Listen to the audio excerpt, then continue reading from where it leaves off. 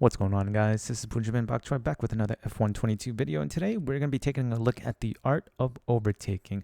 Again, just as the disclaimer before we begin, I am not a professional sim racer. I am not a good sim racer. I just noticed that even as an average driver, well, I'm kicking the shit out of everybody in public lobbies, which isn't saying much. Save for the first cross-play lobby that I was in, where I chose a McLaren before realizing car performance was set to realistic. Then not noticing until halfway through the race that it was practically a beginner's lobby with no rules and off-track surfaces, not penalizing drivers at all, and not even having tire temps. But I'm not salty about it.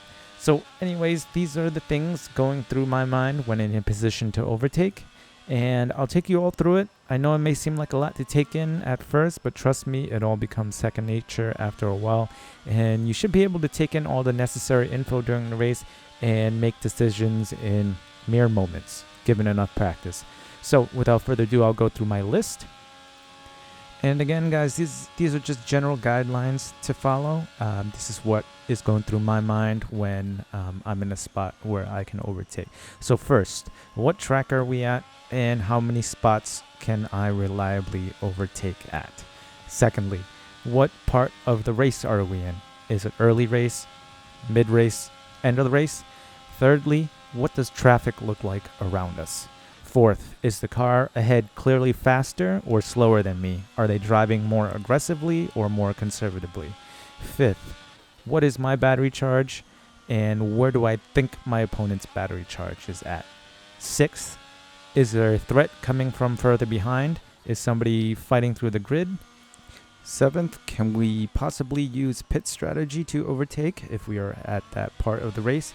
And eighth, does an overtake help or hinder race strategy at the moment?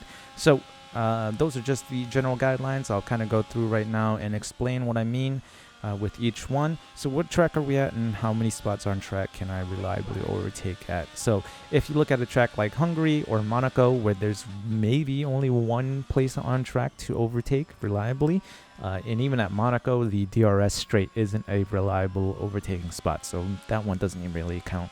But if you compare those two tracks to a track like Silverstone or Paul Ricard, which have 2 to 3 spots where you can kind of reliably overtake with DRS, you're looking at multiple opportunities per lap to overtake. So you, I guess in the course of a 25% race, I don't know, say 13 laps or so, that's over 30 chances to overtake on track. Whereas a track like Hungary, where you can really only overtake on the DRS straight, that's one spot on track. So over a 25% race, that's maybe a dozen or so chances to overtake. So that's probably the biggest factor, and you will have to kind of decide when you want to attack at those tracks that don't have too many overtaking spots.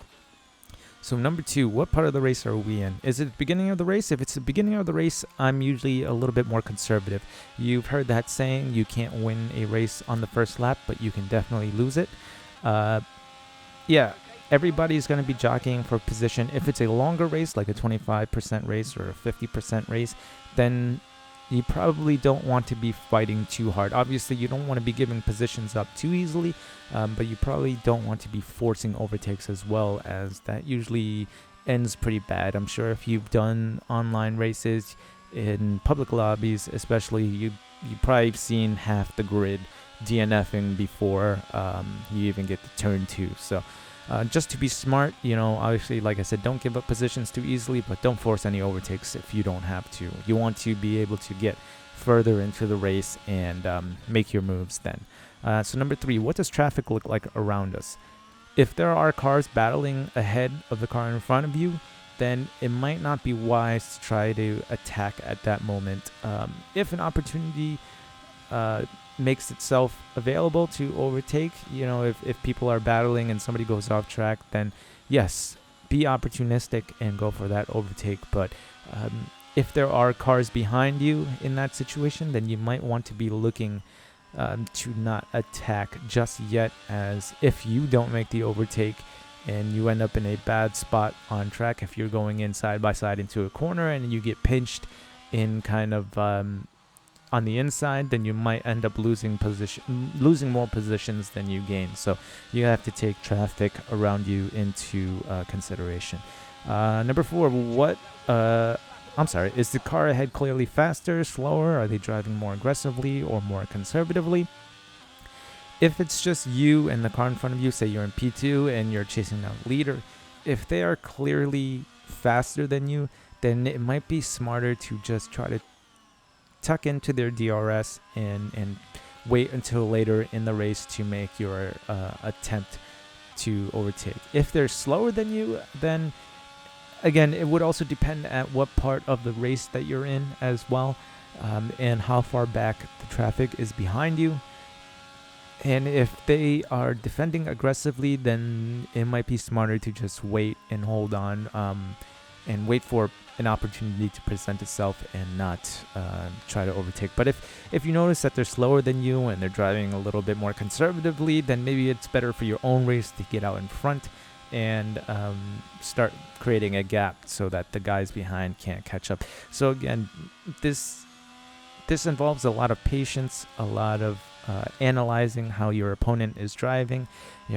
I'm not saying to stick behind them the entire race and wait till the last lap, but maybe just sit behind them and watch them for 2 or 3 laps to see how they're driving. Again, if traffic behind isn't too close and threatening to overtake as well.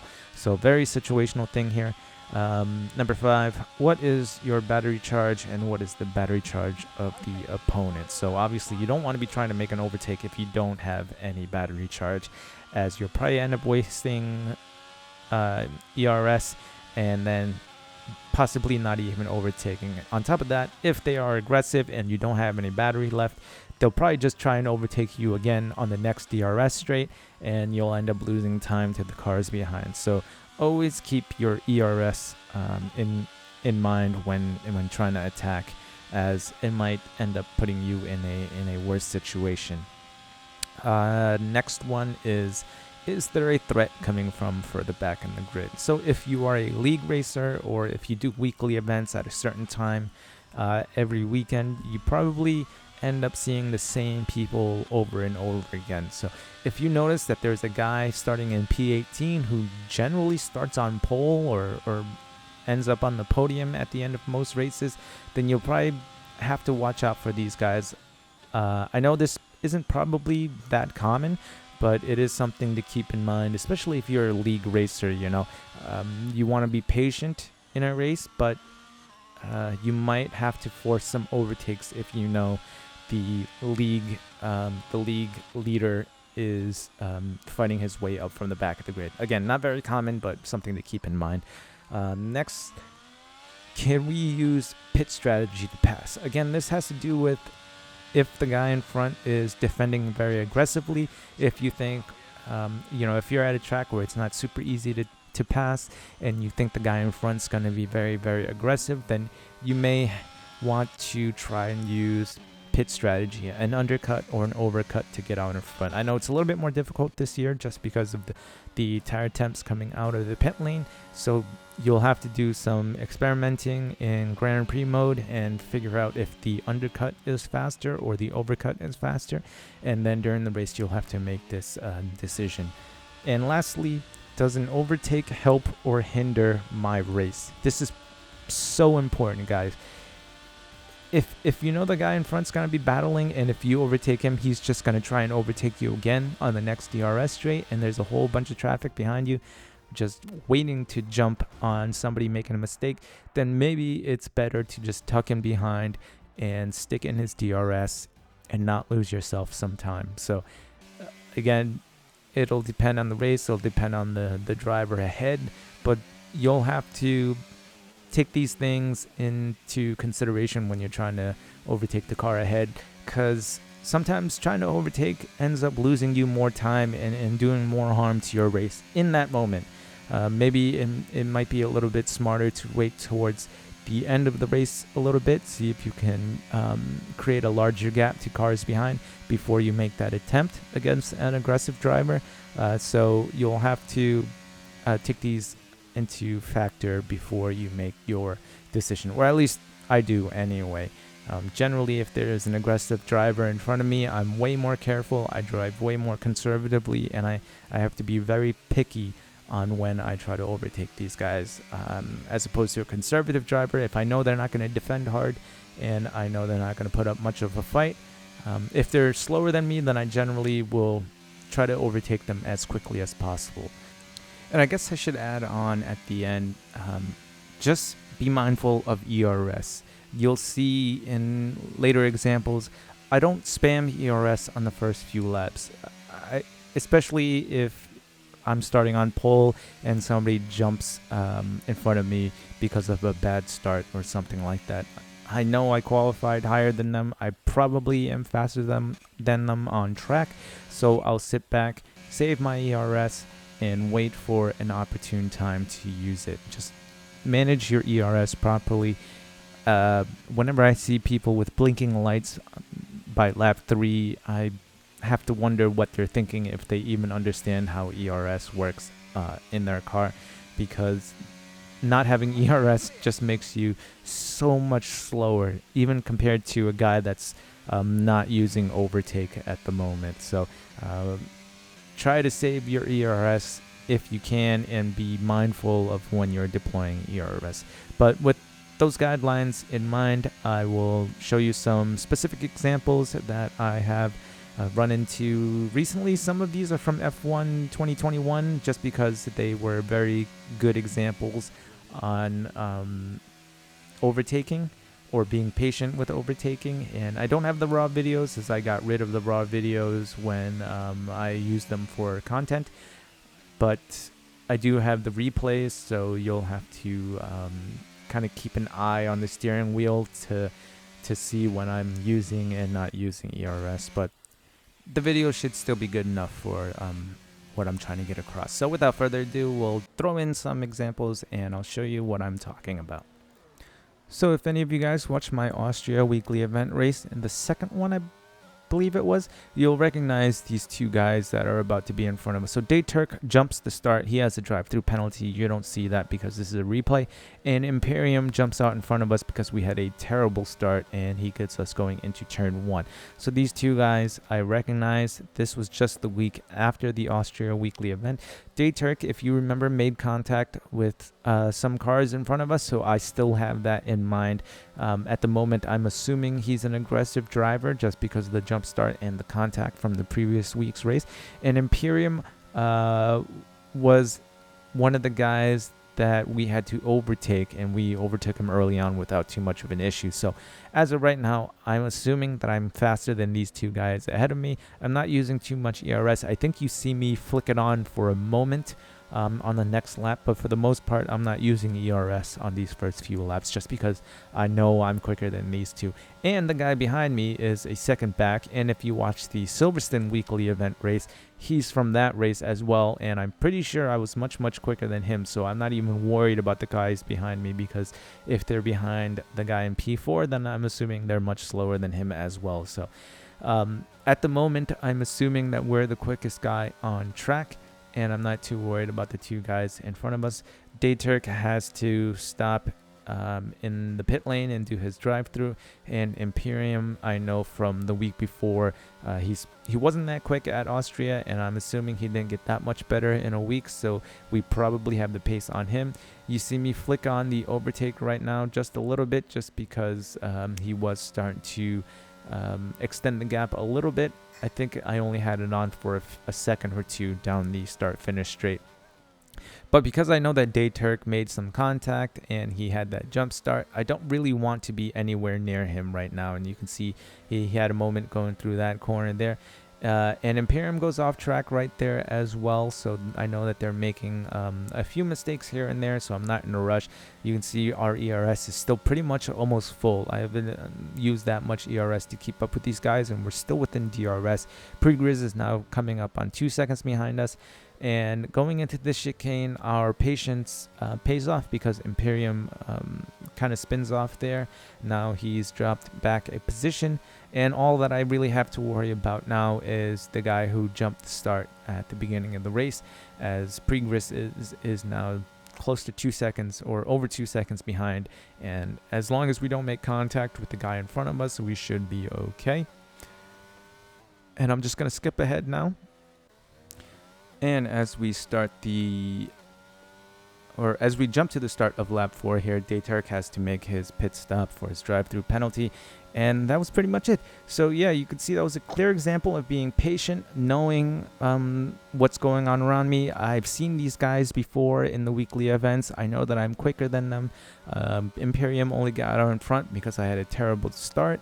Dayturk has to make a pit stop anyway, so I don't need to rush to overtake these guys. And you can see right now, my initial thoughts paid off because we're just extending the gap larger and larger as the laps go on, and I didn't have to force anything. Could I have overtaken Imperium? Yeah, I probably could have if I wasted all of my ERS and got out in front of those guys early on. But there was no threat from behind. I know that France has plenty of spots to overtake. I know the 2 guys in front of me I've raced before and they weren't that quick, and we're really super early on in the race. I think it was only like lap 2 or 3, so there was no need to rush over and overtake there. Let the race come to you. Don't force anything. When you start to force things on track is when you start to make mistakes like Imperium did.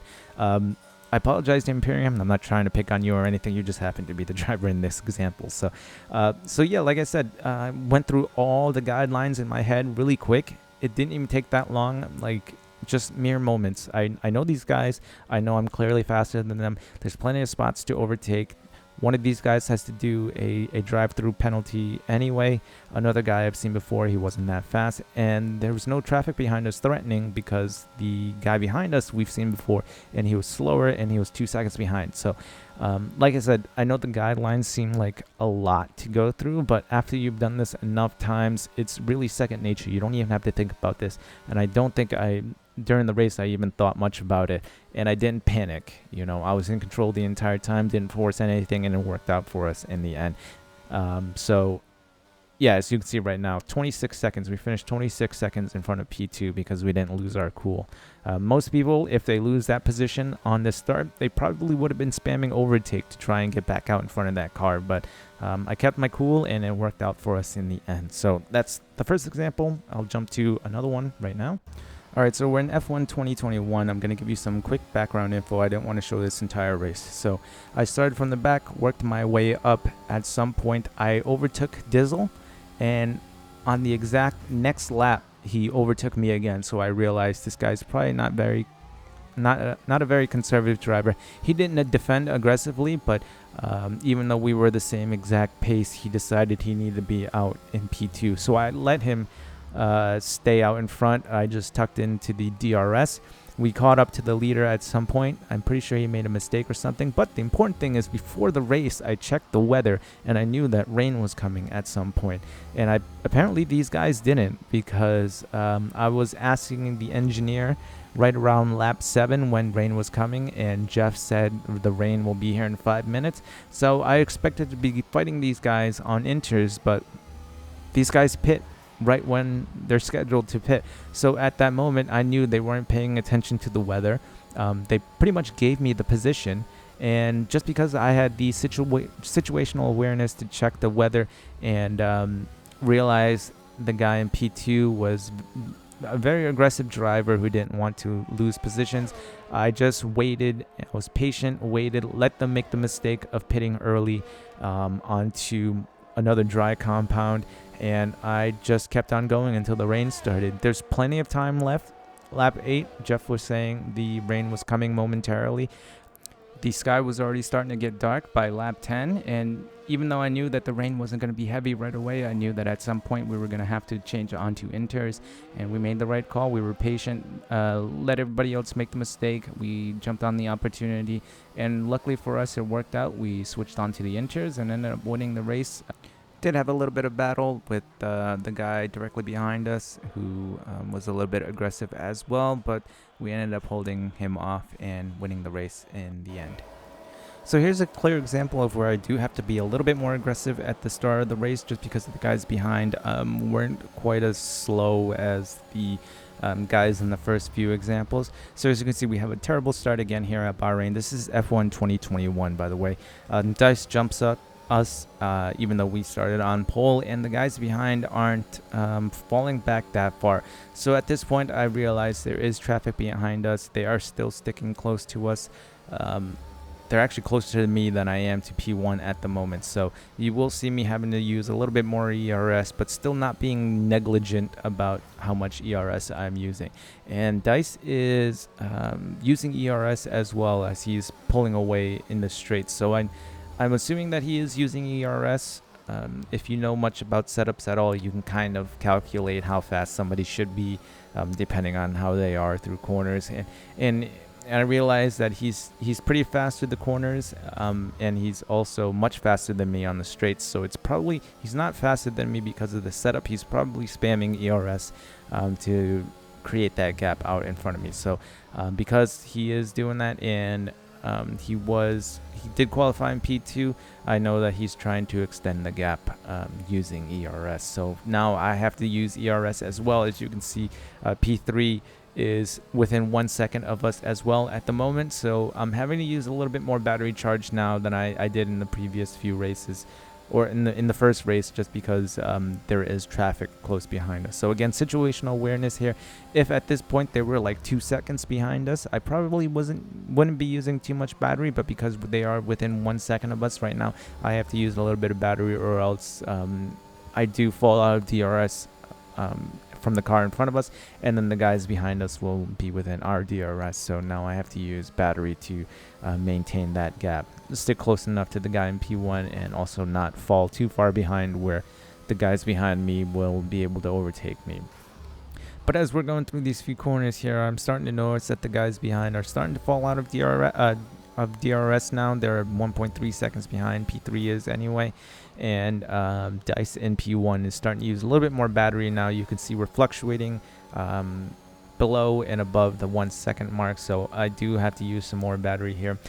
I don't like using this much at the beginning of the race, but again, because there are cars close behind us, I do have to use a little bit more.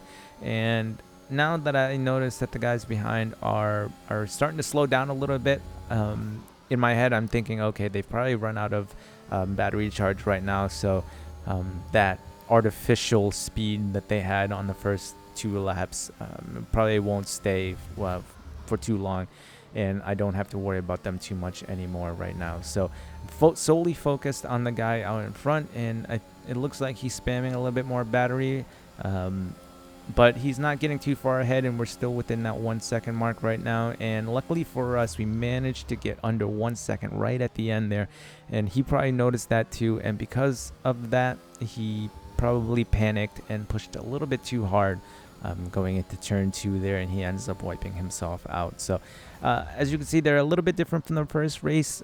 We did have to use some more battery charge to try and stay out in front of the guys in front of us, or in front of the guys behind us, and try to keep contact with the car in front of us. But yeah, you can see it worked out for us in the end, and we ended up eventually winning that race. So I hope these were somewhat decent examples of being a little bit conservative, using pit strategy to gain positions, and then being a little bit more aggressive. In the first race, you know, we were driving a little bit more conservatively. I knew that the cars behind weren't really a threat. The cars in front of us, one of them had to do a drive-through penalty, and the other car I knew that was kind of slow from the previous week's race anyway. So we were able to sit back and relax a little bit, hold off on using too much of our ERS to overtake, and then allowing them to make their own mistakes, and then just taking the win from there on. And then in the second one was a decent example of knowing when the drivers in front were a little too aggressive, and then using pit strategy to help us overtake them in the end.